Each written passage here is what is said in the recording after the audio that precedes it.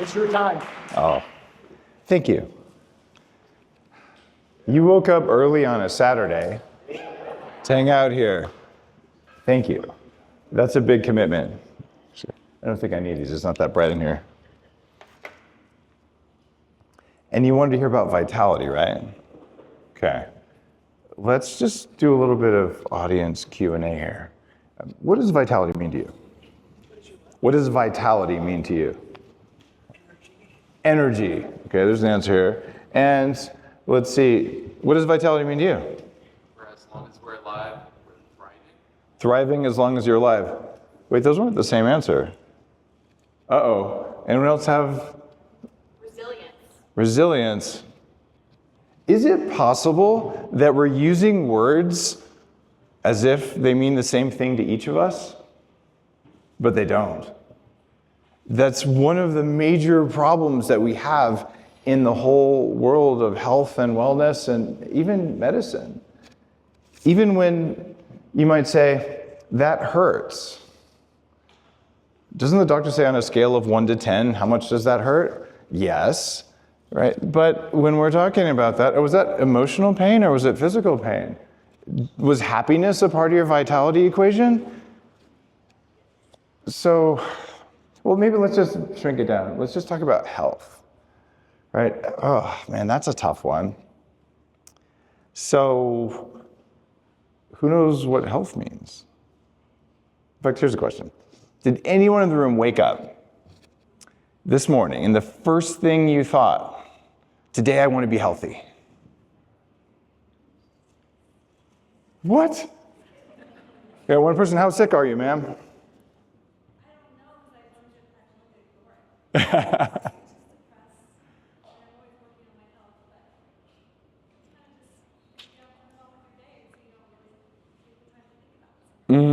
You don't have time to think about health because you got stuff to do, right? Right. Uh-huh. I think about it every day. You think about it every day. First thing. Because I fought for my life for 4 years, lost, and then 2 decades later, lost the capacity to walk, was a chronic pain patient, fight the odds twice, and so every day, it's my very first thought because it is the thing that allows everything else in your life to be possible. The most beautiful answer, if you heard that, she fought for her life for 4 years, survived, and every morning she wakes up grateful for her health. You are the kind of person who cares about health, number one. So am I. I had all the diseases of aging before I was 30.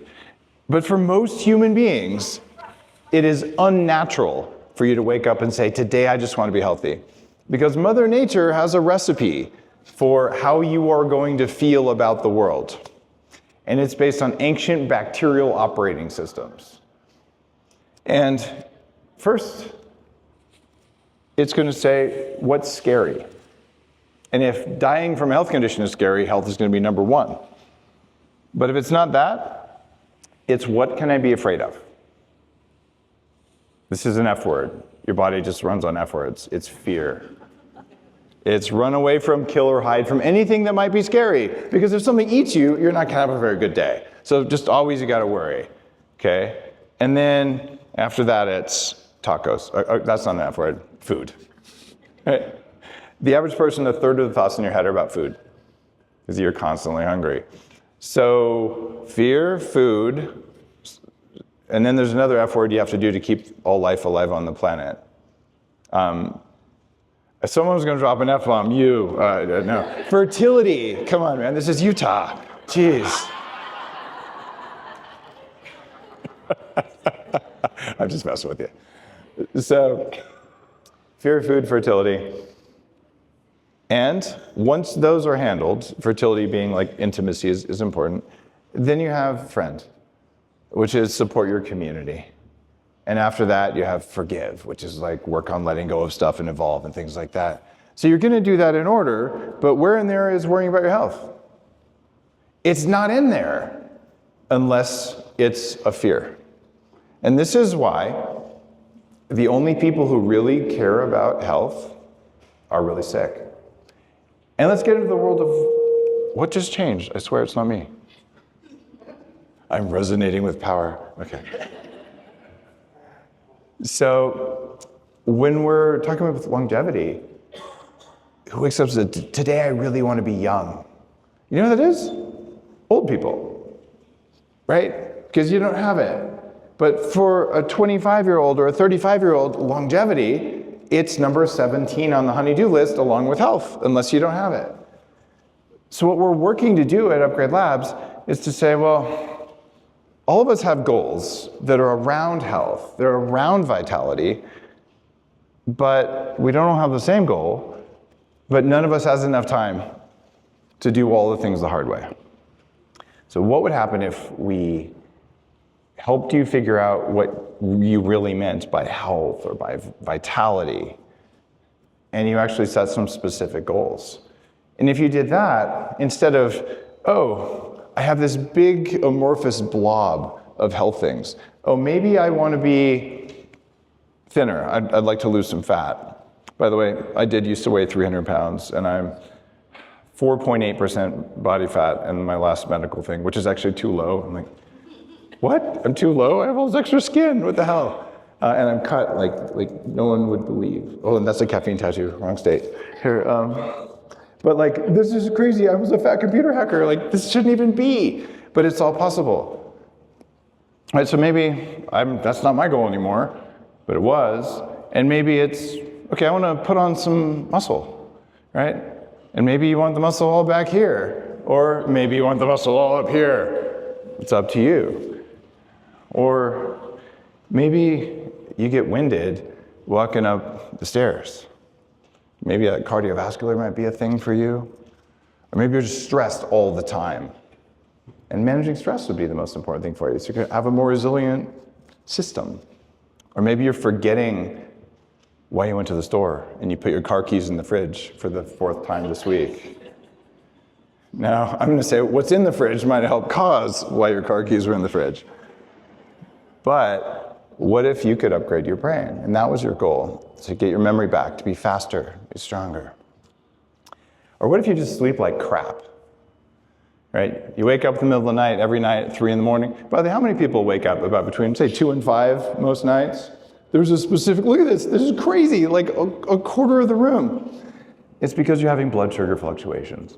And when your blood sugar crashes, the body goes, I have a solution for that. All you need is a little bit of adrenaline and cortisol, these stress hormones that automatically generate blood sugar for the brain.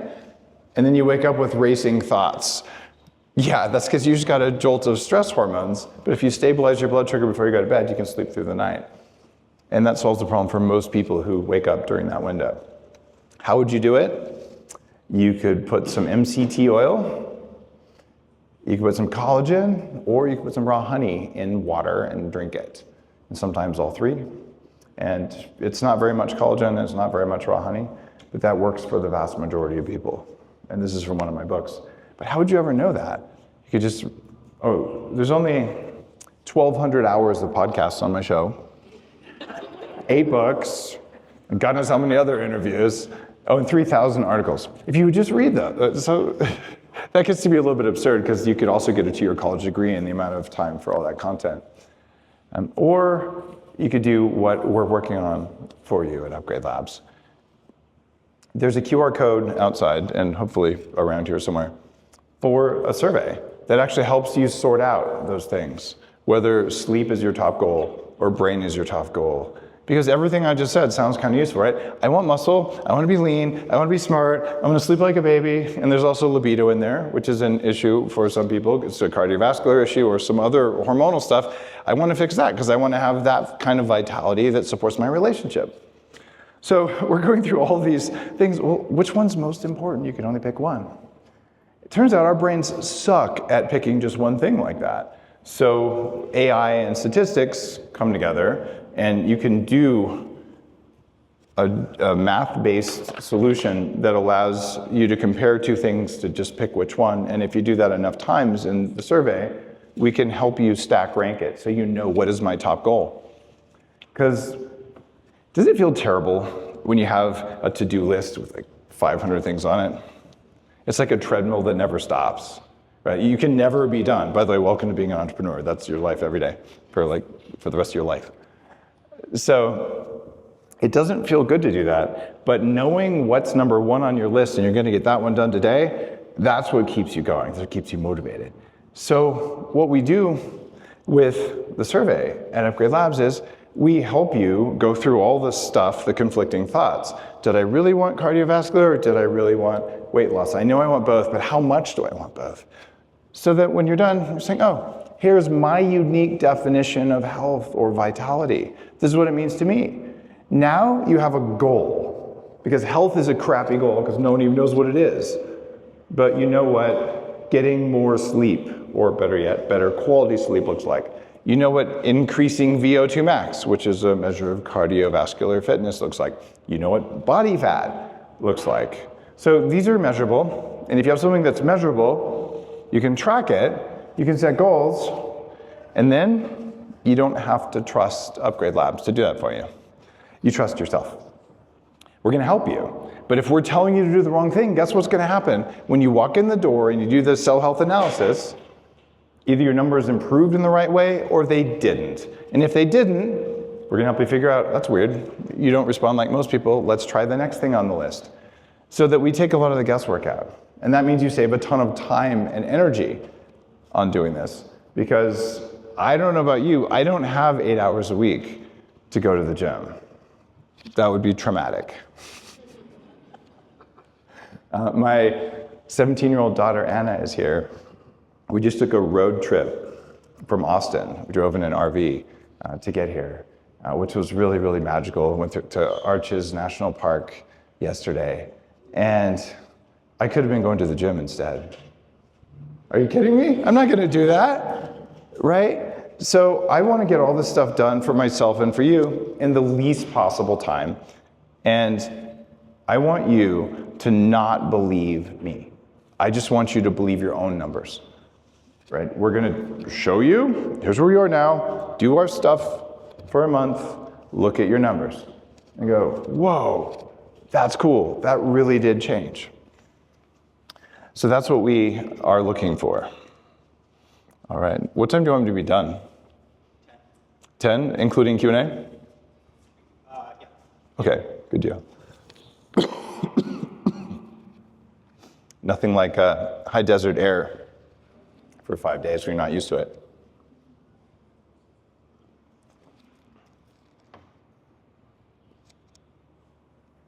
There's another part of vitality it's hard to put a measure on.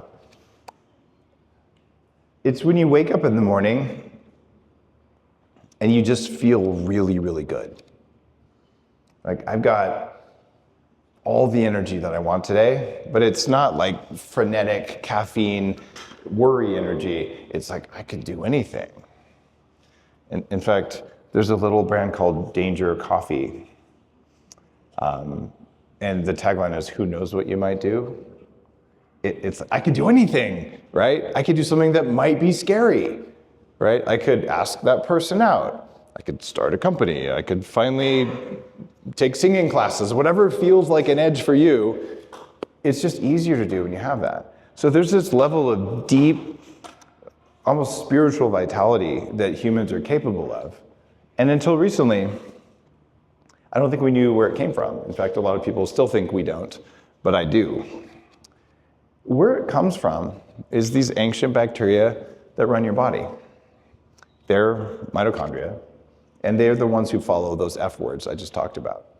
But we might have learned these are power plants for your body, and that 2 billion years ago we harnessed them. We're a cell, and in the ocean we harness these to be our mobile power plants.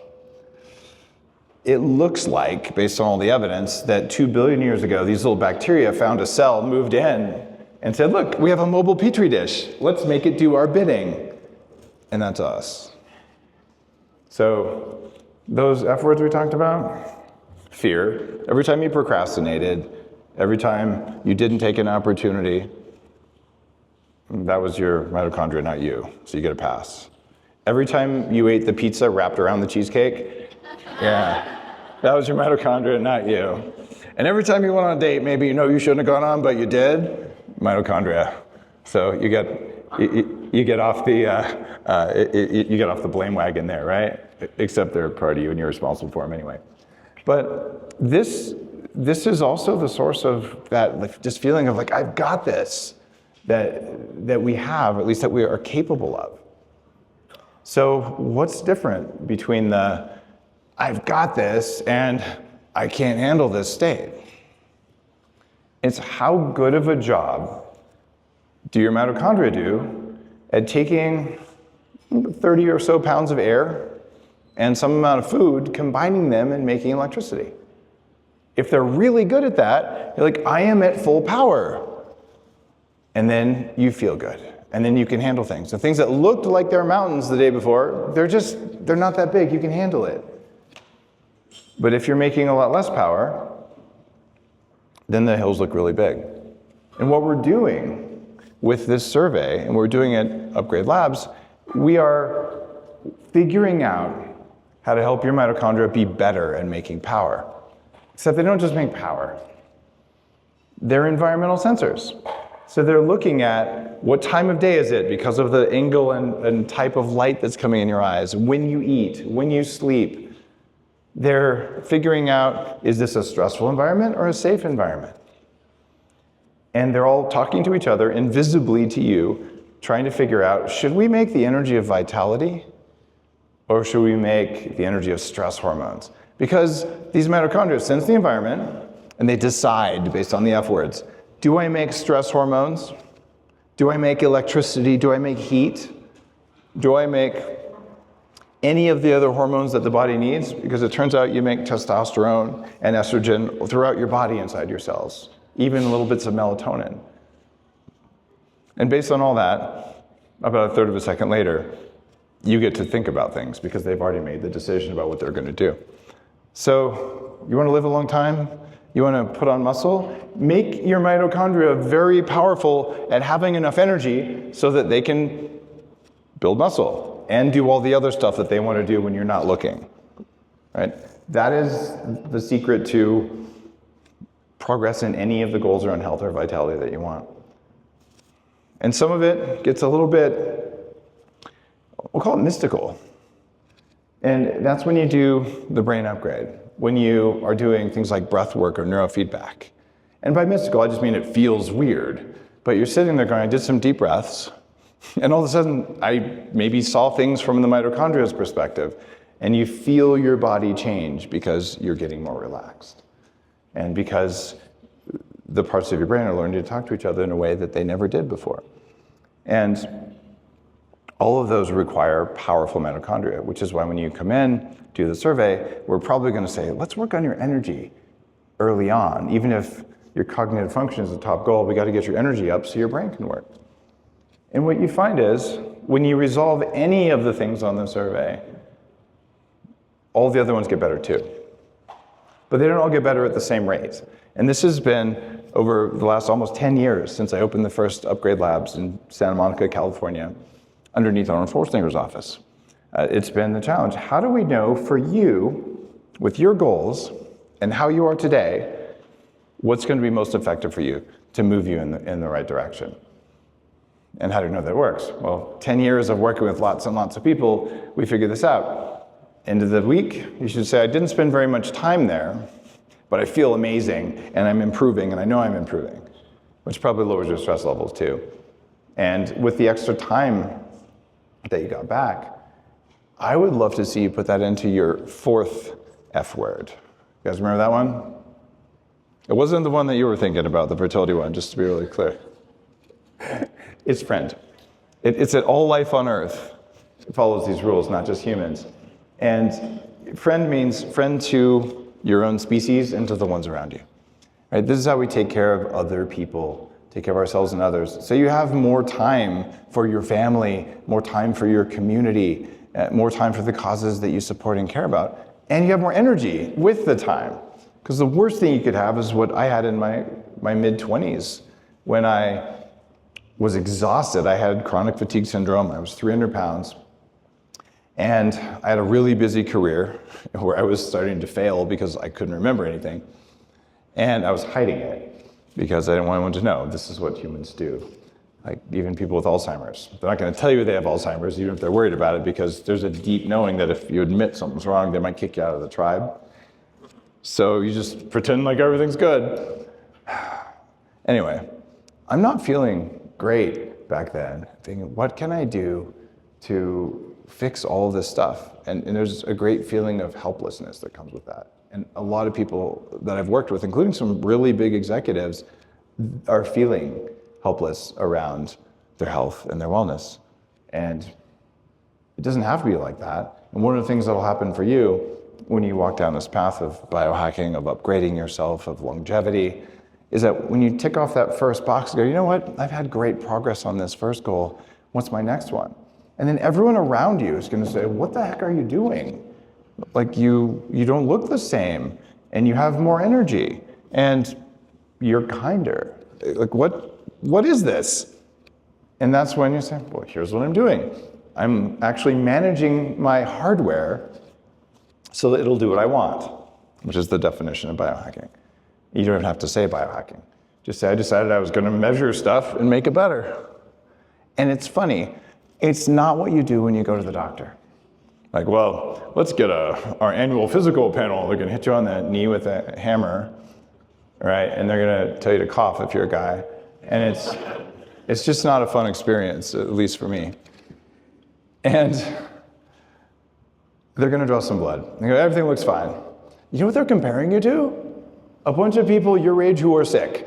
Because 88% of people in the US are metabolically sick, right? Like, how dare you say for my age? Like, if you say that on my lab test, I'm probably gonna have to punch you or do some breathing exercises so I don't punch you dead. But that's not okay. Do you wanna have the vitality levels of a 35-year-old? Then have the testosterone and estrogen and thyroid and all the other levels of a 35-year-old. And do whatever you can with your sleep and your food to do that. And you know what? It's not gonna work forever. So then use this weird thing we have called technology. Get a dimmer switch for your light switches. So you have darker light at night, so your mitochondria are better at recognizing the environment around you. Wake up and go for a walk in the morning. That's gonna work for a little while, but at a certain point you're gonna say, longevity doctor, I think it might be time to support my hormones so they look like that of a young person. And then all of a sudden, 3 or 6 months later, you're thinking, my body's different, my brain is different, I'm motivated again. And you realize, oh, it turns out testosterone, both for men and women, it's really not a bedroom hormone, although it has some effects there. It's a motivation hormone. When you have your testosterone levels right for your sex, what you're going to find is that it raises dopamine in your brain. And dopamine is a really cool neurotransmitter.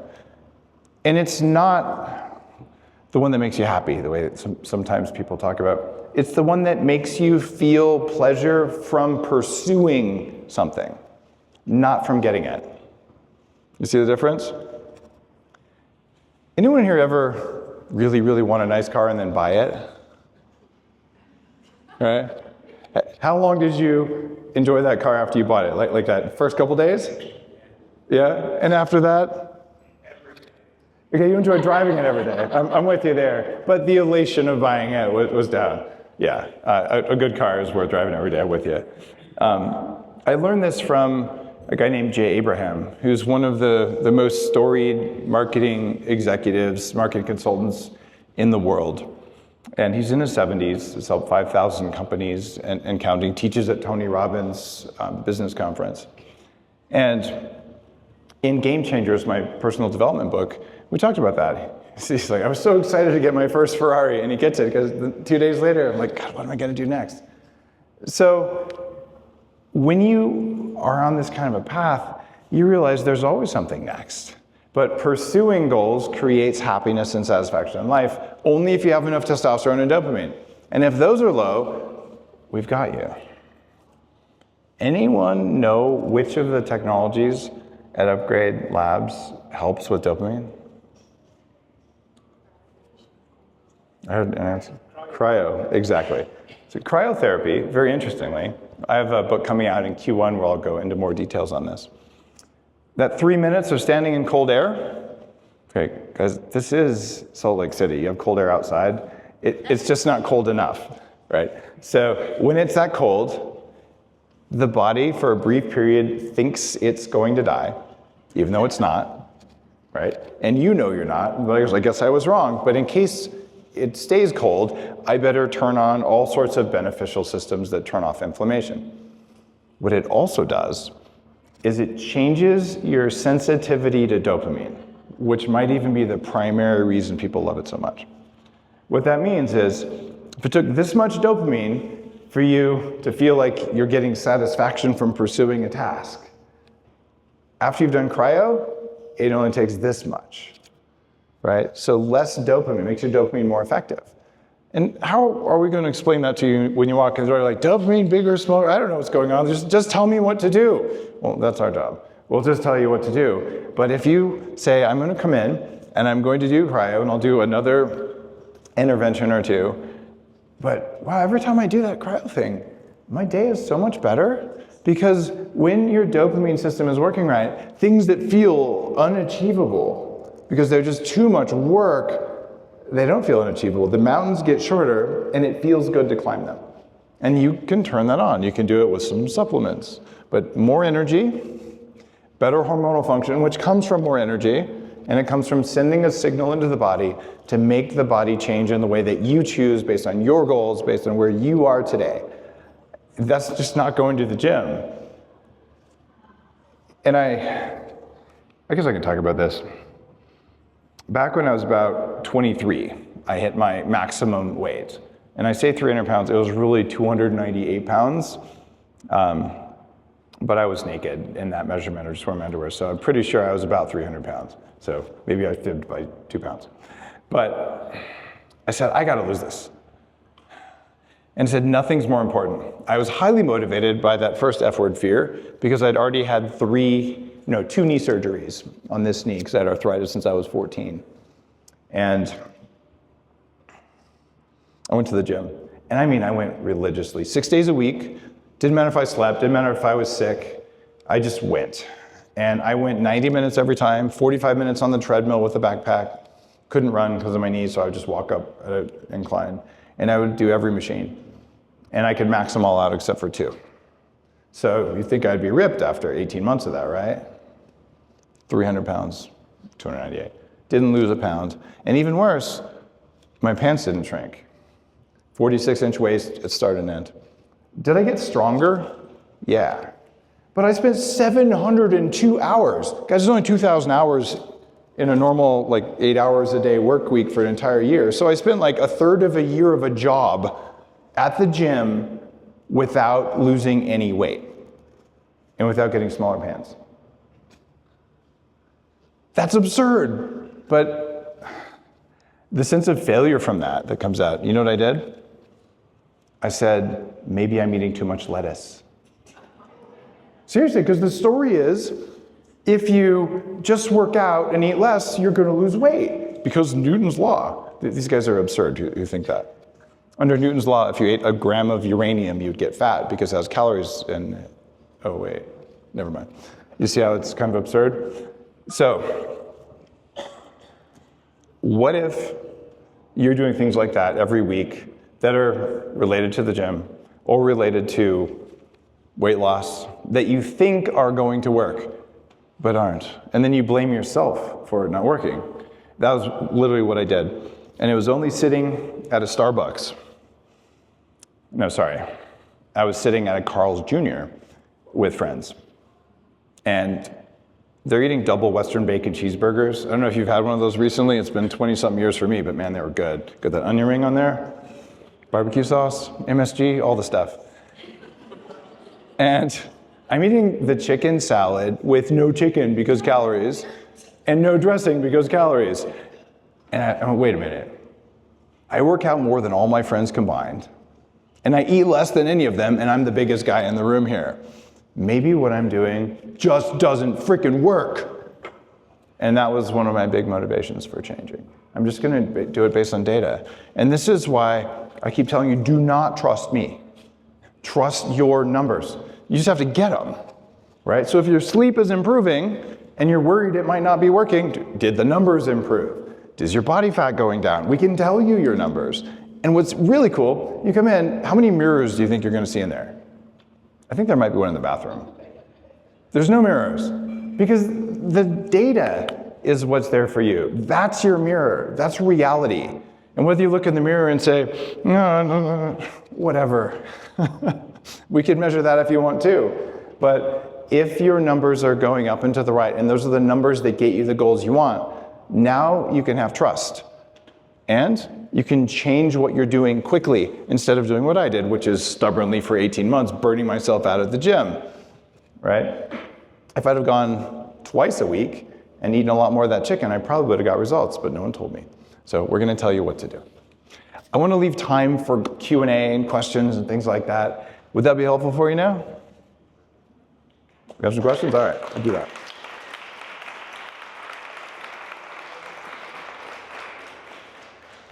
I love being here in the Southwest. I grew up in Albuquerque, so I'm like, the sky's the right color. There's clouds and lightning. Like, I've just been so happy.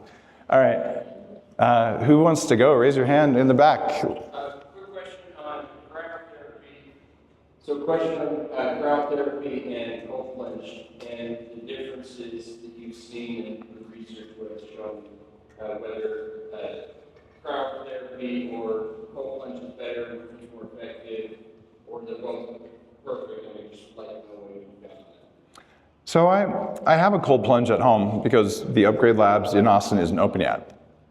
I had a cryotherapy and a cold plunge at the prototype up in Canada in my labs up there on the farm. And I use cryotherapy a lot more than cold plunge. And here's the reality. Cold plunges suck. They hurt a lot more. You have to clean the water or put chemicals in it, and you don't know who was in it before you if it's not your cold plunge. And you have to take a shower before and after. So if you care about your time, they're not very effective. It's a lot more work for you to do it and a lot more suffering. And remember those mitochondria in there? They hate it when you get in cold water more than they hate cold air. So you feel more friction and resistance from yourself in order to do it. And the more friction and resistance you have, the less likely it is you're gonna do something, right? Doesn't that make sense? It's okay to be lazy. This is like the wrong place to say that. But your body wants to save energy and it wants to avoid pain. And it does that before you have a chance to even make a decision. So it'll just make the cold plunge look less attractive than cryo, but the results are virtually identical. So you see really good benefits from either one. I'm just willing to save myself some time and some friction, and I choose cryo because as soon as I'm done, I can go do something else. There's no showering off in a facility that God knows how many people have showered in with mold and all that. I just find it's hard to do cold plunge unless you have a setup in your backyard. All right, question I saw over here in the pink dress. Also regarding cryo, does it matter one way or another if you're still or moving while you're in Does it matter if you're moving when you're in cryo? It's actually a good thing to move a little bit. And moving a little bit, though, is going to make the cold air get close to your skin, so it hurts a little bit more, right? Because if you just stand like this, your armpits never get cold. But if you do this, your armpits get cold, and you're like, God, why did I do that? But you want to do that. I like to dance in there. Yeah, do it. Okay. It's just fine. You might be generating a little bit of extra body heat that way, which is what you want to do anyway. I recommend twerking. I can't do it, but I recommend it. So the theme of the day, I think it's mitochondria and how it affects you. I know that at Upgrade Labs, whatever we do here helps the mitochondria. There are certain supplements that I see you promoting, like MitoPure. The most basic supplements that you say that a human should take is the date and the multi-minerals. And the minerals, yeah, minerals 1-1. What else do you recommend for the mitochondria apart from MitoPure? Excellent. I love this question. Supplements are so much fun. In fact, on this trip, my daughter Anna and I got to have a great discussion, like, what would I take in the morning if I didn't get as much sleep as I wanted and I wanted to kill it at school today? So we actually put together a stack for her, which was really, really fun. The first time we've really done it at that level. So what would you do for your mitochondria? Well, clearly, vitamins D, A, K, and E, they control where minerals go in the body, and there's actually a lot of studies, especially for all of those around mitochondrial function. So you want to get those because they're baseline, foundational for everything in the body. Minerals 101 and DAKE.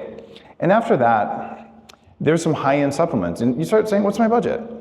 Right? And my budget is, I'm willing to spend about 20% of whatever I make every year on my health. And I'm relatively successful right now. And when I was, not that successful living in an apartment, I still did it because otherwise I would be fat and tired and I'd fire myself because I couldn't remember anything. So it was sort of, I had to do it. So budget's an issue, clearly. One of the cheapest mitochondrial enhancers is acetyl L-carnitine. It helps your body metabolize fat in your mitochondria. It's been used as a cognitive enhancer and a mitochondrial enhancer for many years. But the ones I really like are PQQ, coenzyme Q10. I like the urolithin A, which is MitoPure. Spermidine also has great evidence for its help there. And lately, a very powerful one called Fatty 15.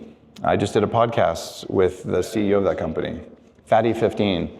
And it's an odd chain fatty acid that's the first essential fatty acid to be discovered in the last 100 years. And it's one I did research on when I was inventing brain octane oil, but you couldn't buy it. And this lady 12 years ago figured out that dolphins live longer when they eat fish should have this kind of thing. It's this whole story. You should listen to the podcast on the human upgrade. It's really cool. Maybe that's the one. But what I want you to do is check out the CoQ10. And do we have PQQ on the shelves yet, guys? I know it's roadmapped. Do you guys stock PQQ yet? You do?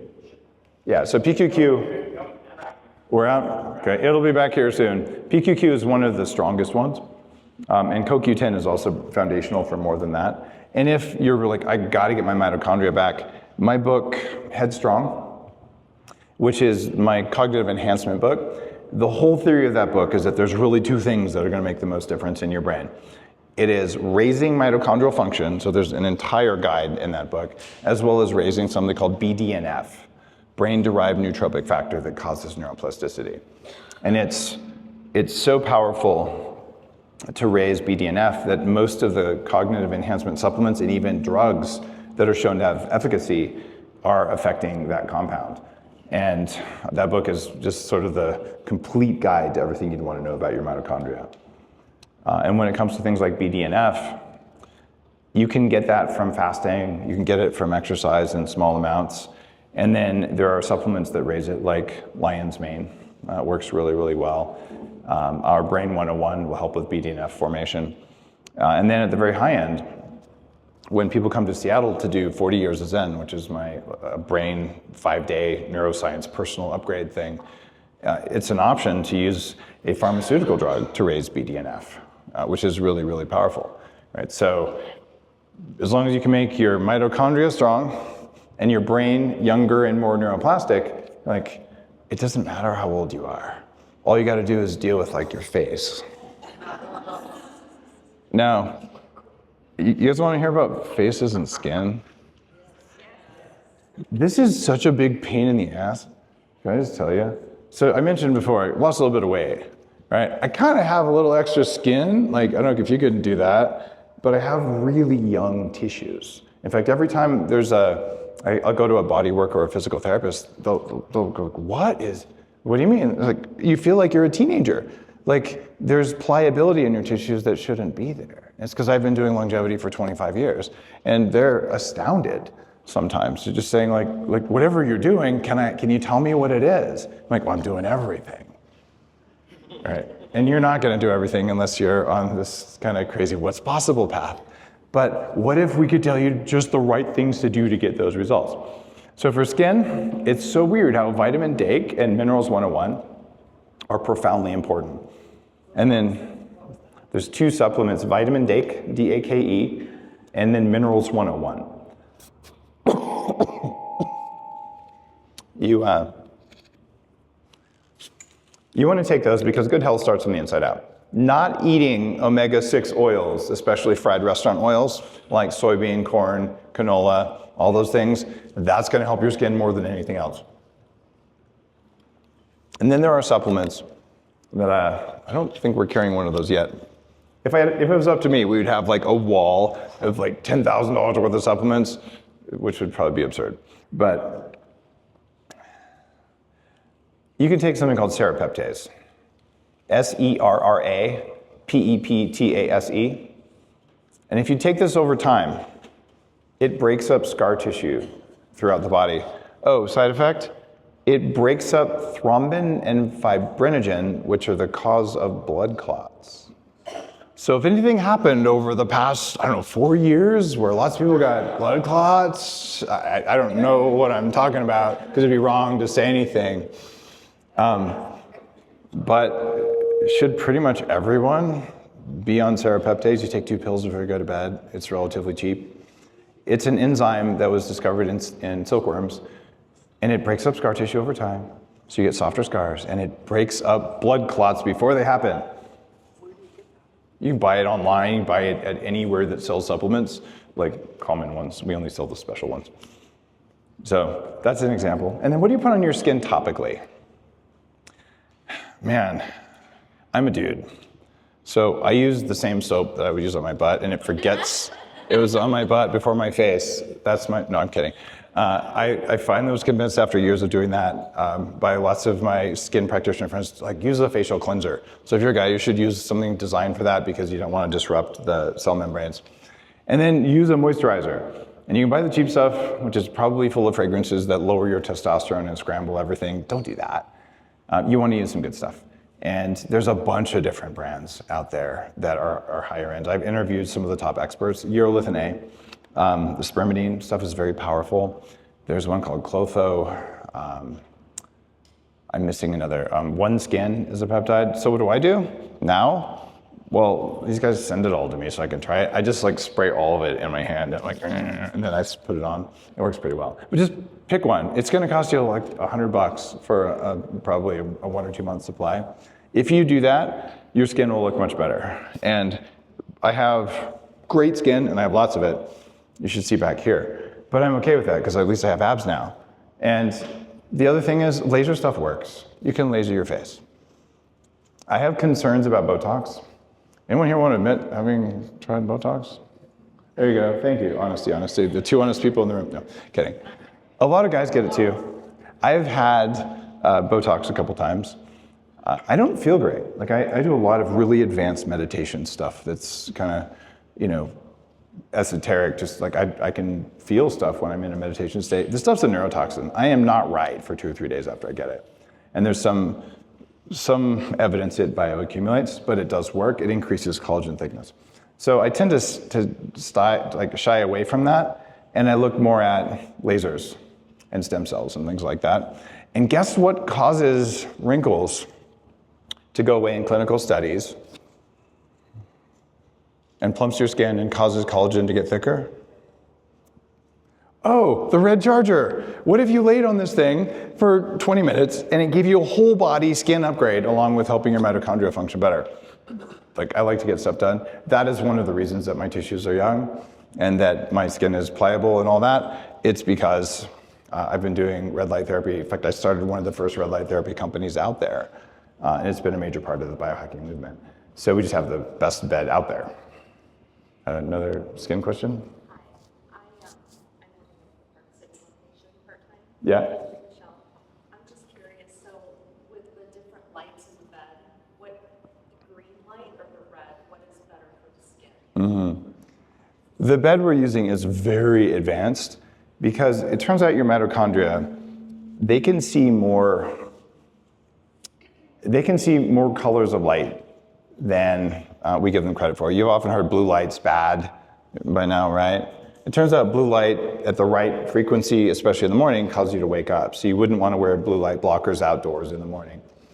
And they can sense violet and green and a bunch of other colors, actually. So when you get on the red charger, there's different programs for different results, for different goals. Some of those programs exceed certain pharmaceuticals in their effectiveness. Like, this is really potent stuff. So depending on what program you're looking for your skin, you use green light to clear skin, use red and amber. Red light gets wrinkles and causes collagen to grow. Amber fixes small blood vessels and causes very fine wrinkles to get better. So amber is more surface and blood. Red goes deeper and causes more collagen to form. All right, what do you guys think? 1 or 2 more questions? I think I saw a really excited one in the back somewhere. I don't know. There you go, there he is. 2 quick follow-ups on the red light. What age do you suggest? A lot of research I've done out of Boston and other places online suggests like do 6 weeks and then take a break, and then you come back. So a dose question, and the second question is, you interviewed and also did your newsletter on the next level beds, the Elysian beds coming out of your company. Where do you see red light going from here? I don't know that we have strong evidence about how much you should do red light. We do know that if you overdo it, it just loses its efficacy, but it's not harmful. And there's times when your body's really stressed or you've been on an airplane where all the water in your body needs to be transformed back into healthy water, which is one of the things that infrared and red can do together. So you might want more that day. Doing the same thing every day is generally a bad idea. There's a few things like vitamin D, Kid Minerals 101 that are probably good, but even the mitochondrial supplements we talked about, take a break every now and then. So your body just remembers, sometimes I gotta just get stuff going. It's like fasting. Sometimes you just have to deal with it. So should you skip red light? Yeah. And you can either follow intuition, say today I don't feel like it, so don't do it. And I go through phases where I'm just all in on red, and then like, I'm busy, I'm not gonna do it, right? So it's like this, sort of naturally. And what we're looking to do with the algorithms, as more people go through Upgrade Labs, is be able to be more prescriptive about it, but the world doesn't have good data on that right now.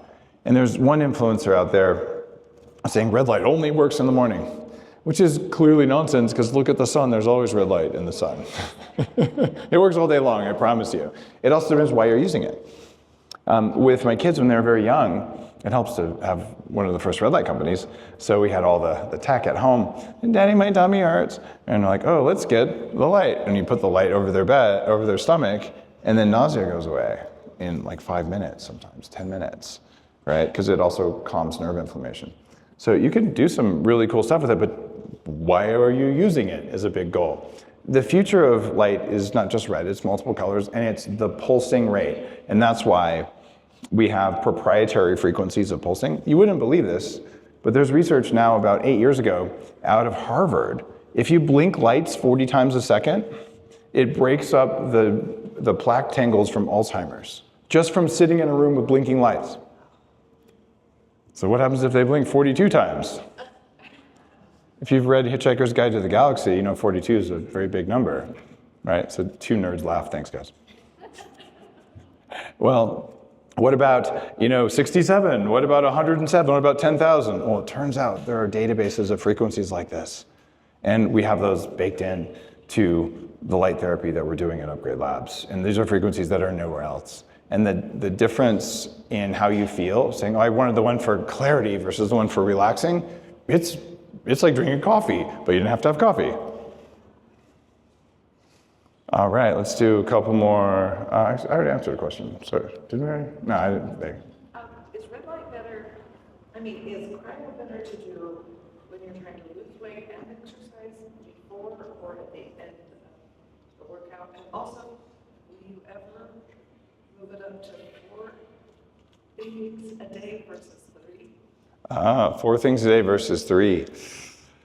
I'm hearing you on that. If we do that, it's probably going to cost a little bit more, just because we're saying like how many, like there's only so much time per piece of equipment, but we haven't figured out a package for that, but I'm willing to be flexible and figure some stuff out. Mike, you listening on this? I don't think he was listening. I'm just giving him a hard time. So I hear you. So let's see what we can do. It's a little bit of work on the back end systems to make something like that work. And in terms of when should you do cryo, you do it before you exercise, not after. Right? And people say, but I won't be warm, I might be injured. That is proven to be nonsense. That it's not going to affect injury rates in studies. But the reason you don't do it after is that turning off inflammation after exercise means you don't get the benefits of the exercise. And you might if you're a pro athlete and you just finished a game. Like, I overextended myself. I want to turn off inflammation because this was the kind of stress that wasn't about improving myself. I took some hits and now I'm going to turn off inflammation faster. But if you're doing something to get stronger, you don't do cryo afterwards, you do cryo first. Okay, we'll do one from kind of middle of the room. There we go.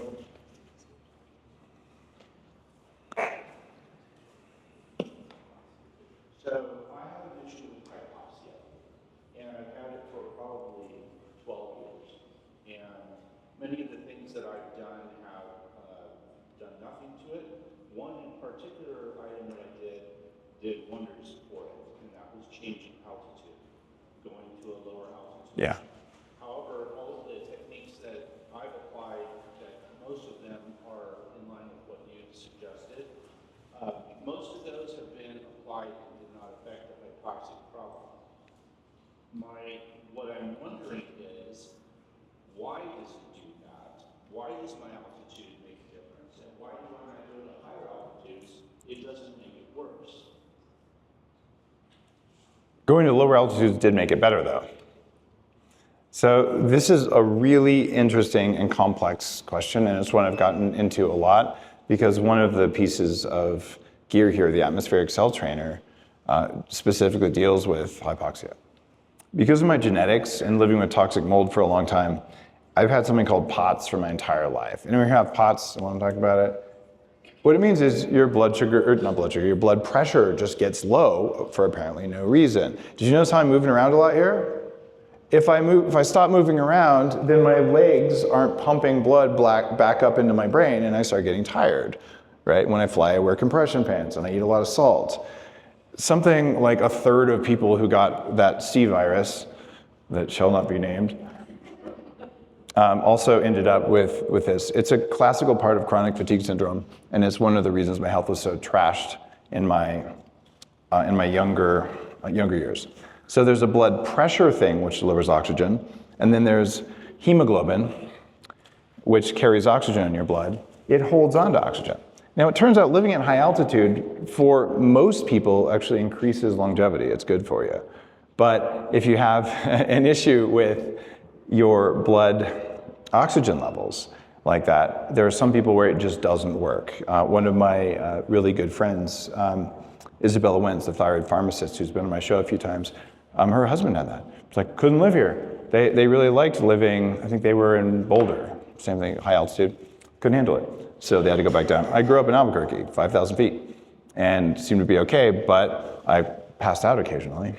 So is it pressure or is it SpO2, blood oxygenation?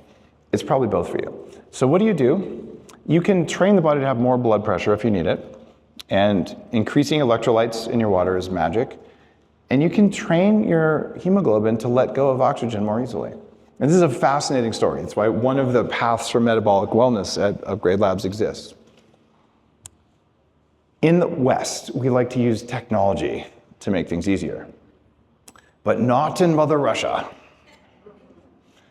Because why would we make it easy on our people? We have many of them. Peasants, you know. So, they wanted to build fighter jets. Now, you've all seen Top Gun. You got to strap on the pressure gear and all that stuff, and you breathe oxygen, and they got a pressurized thing. The Russians were like, it's a lot cheaper to just train the pilots to be good at 15,000 feet than it is to pressurize our jets. So they invented something that in 20 days will make a human acclimated to 15,000 feet elevation. And it takes, I don't know, half hour a day for 20 days. After that, you do it once or twice a week. We have the modern equivalent of that available here. And that could be really profound. And here's what you do. It's kind of cool. All the systems in the body are like this. The more rapid you can create a stress, and the more rapidly you resolve the stress, the more the body changes and adapts. But if instead you're like, I created stress, and then I did every machine at the gym, and then I ran a marathon, the body's like, clearly, I'm not going to fix myself because something's trying to kill you, otherwise why would you do that? I'm in survival mode now. So one of the reasons you could save so much time is it's 5% of the time here to do cardio versus going to a spin class to get the same or better results. Actually, 6 times better results when I think about it. Like, it's that crazy where, wow, turn it on, turn it off. So for oxygen, what we do is we have you breathe air with no oxygen in it. And what that sounds like a terrible idea, but rapidly your blood oxygen falls to a certain level, measured by tech and AI, and then you breathe oxygen again, and then it goes back up. So we do interval training for your oxygen levels. And when people do this, a lot of their metabolic problems just go away. Like profound changes in their whole body health because now they have better oxygen delivery. If you combine that with more blood pressure, because you're putting salt on your food the way we're supposed to, salt is what stressed humans need, what you end up with is a brain that works really well, and maybe altitude isn't such a challenge. Sound like a plan? Maybe?